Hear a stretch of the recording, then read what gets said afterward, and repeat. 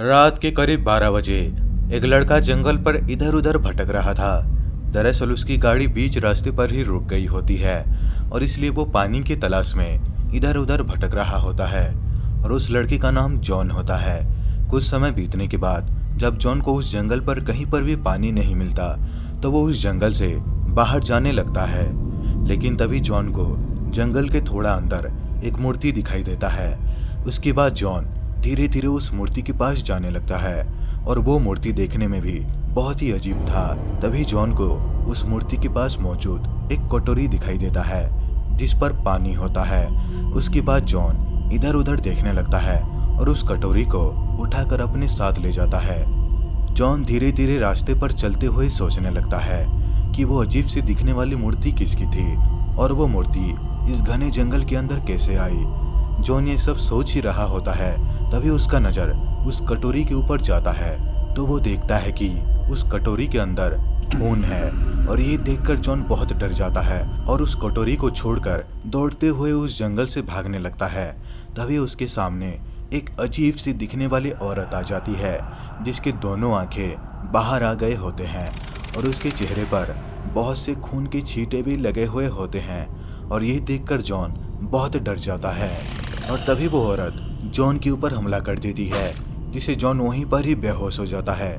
कुछ समय बाद जब जॉन का आँख खुलता है तो वो देखता है कि उसके चारों तरफ बहुत से अजीबोगरीब इंसान हैं और वो सभी भूत होते हैं। और तभी जॉन का नज़र सामने की तरफ जाता है तो जॉन देखता है कि उसके सामने वही मूर्ति है जहाँ से उसने पानी लिए थे, लेकिन बीच रास्ते पर ही वो पानी खून में बदल गया था। उसके बाद जब जॉन मूर्ति को ध्यान से देखता है तो वो एक शैतान की मूर्ति होती है और तभी जॉन को समझ आ जाता है कि जो उसके चारों तरफ अजीबोगरीब इंसान हैं वो सभी ब्लैक मैजिक यानी कि काला जादू करते समय मर गए थे। तभी जॉन देखता है कि वो अजीबोगरीब दिखने वाले इंसान एक आदमी को घसीटते हुए ला रहे हैं और वो सभी उसको उस मूर्ति के नीचे रख देते हैं। और तभी उनमें से एक आदमी जिसका एक हाथ नहीं होता वो एक बड़ी सी कुल्हाड़ी को लाता है और उस आदमी के सिर को धड़ से अलग कर देता है, यानी कि वो उस शैतान की मूर्ति के सामने उसको बलि दे देता है और उसके खून को एक कटोरी में रख देते हैं। और ये सब नज़ारा देखकर जॉन डर के मारे थर थर कांपने लगता है और अब जॉन को समझ आ जाता है कि अब अगला उसका ही बलि चढ़ने वाला है, जिसे जॉन और भी डर जाता है। तभी वो वहाँ से बचने का प्लान बनाने लगता है। उसके बाद वो अपने पॉकेट को चेक करने लगता है तो उसकी पॉकेट पर एक लाइटर होता है और तभी वो उस लाइटर को अपने पॉकेट से निकाल कर देखने लगता है। और जब सभी का ध्यान उस मूर्ति के ऊपर होता है तो वो कुछ सूखे पत्ते इकट्ठे करके वहाँ पर उस लाइटर से आग लगा देता है और तभी वो उस आग को उस शैतान की मूर्ति के ऊपर फेंक देता है जिससे उस शैतान की मूर्ति जलने लगती है।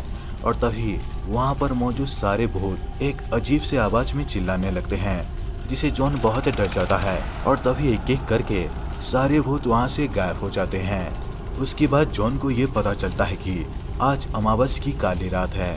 उसके बाद जॉन दौड़ते हुए उस जंगल से बाहर भागने लगता है और अपनी गाड़ी में आकर बैठ जाता है। जॉन वहाँ से इसलिए बच पाता है क्योंकि वो कुछ दिनों पहले ही एक किताब को पढ़ा होता है जिस पर शैतानों और ब्लैक मैजिक के ऊपर कुछ लिखे हुए होते हैं और उसी किताबों में मौजूद कुछ चीज़ों को इस्तेमाल करके जॉन वहां से बच निकलता है।